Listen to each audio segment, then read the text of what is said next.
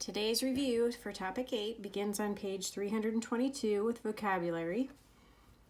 We're going to use the word list, benchmark fraction, common factor, denominator, equivalent fractions, fraction, and numerator to complete these vocabulary sentences. Choose the best term from the box and write it in the blank. I would like to give you an opportunity to turn off the video and try this on your own to see what you already know and what you need to learn or to review, and then we'll go over the answers together. So pause your video, do what you can, and come back. All right, so I hope that you've taken the time to do what you can on your own. We're going to start with number 1, a number that names part of a whole, part of a set, or a location on a number line is a, that's right, fraction.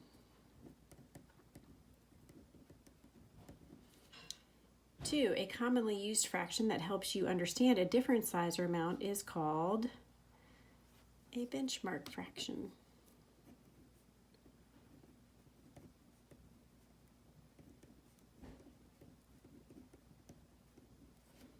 The number below the fraction bar in a fraction that shows the total number of equal parts is, so let's say this is our fraction, the number below this bar is called the denominator.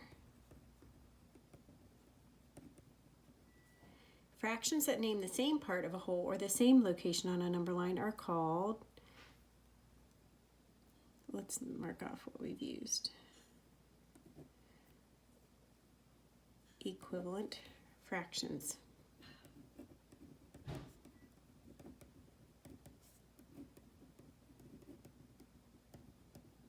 And the number above the fraction bar that represents part of a whole is the numerator.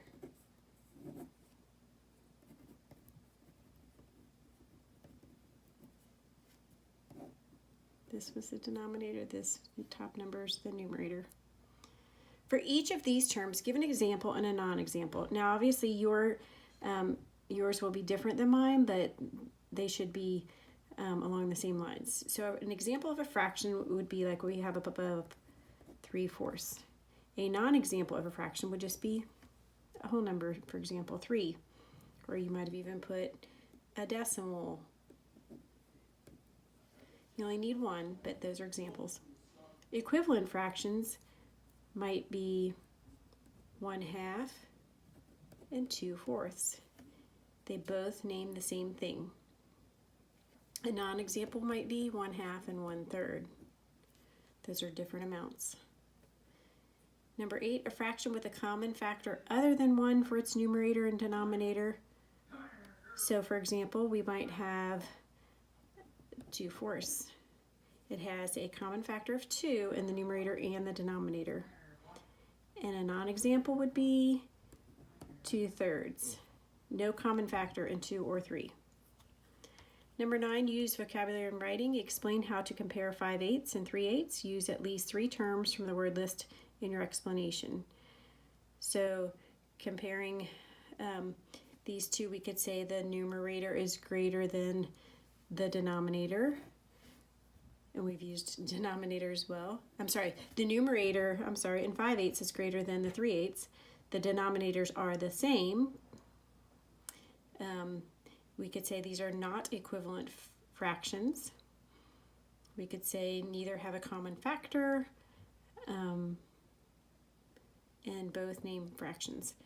Any of those terms would have been acceptable for that. And these answers can vary so much. All right, so if you feel good about that, we're going to move on to reteaching. On page 323, the reteaching page.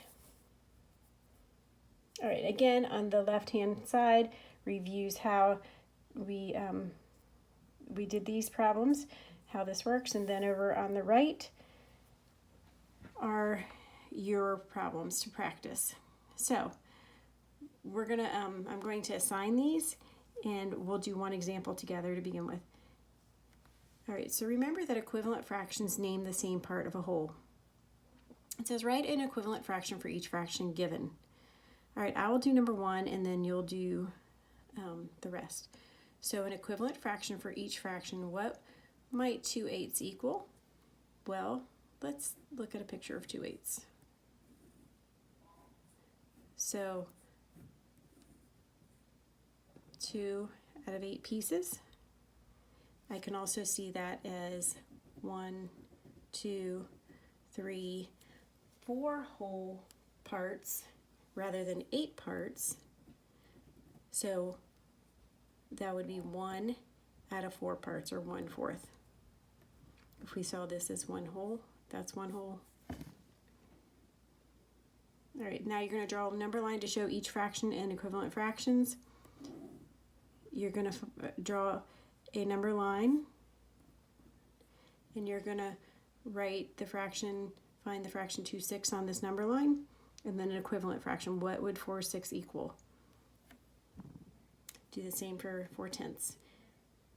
We again have examples over here on the left, if you forget.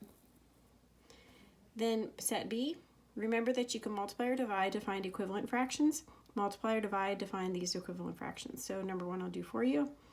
2/3 equals 8 what? So I ask myself, what do I multiply 2 times to get 8? And that would be 4. So whatever I do to the numerator, I have to do to the denominator.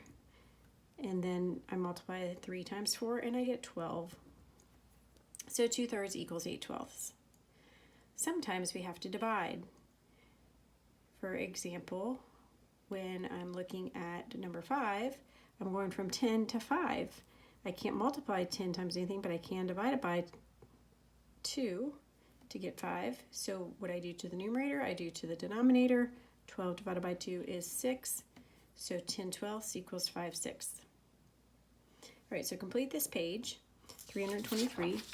And then the next page, again, review this section on set C to remind yourself of what we did during those topics. And then remember, when the numerators of 2 fractions are the same, the fraction with the lesser denominator is greater.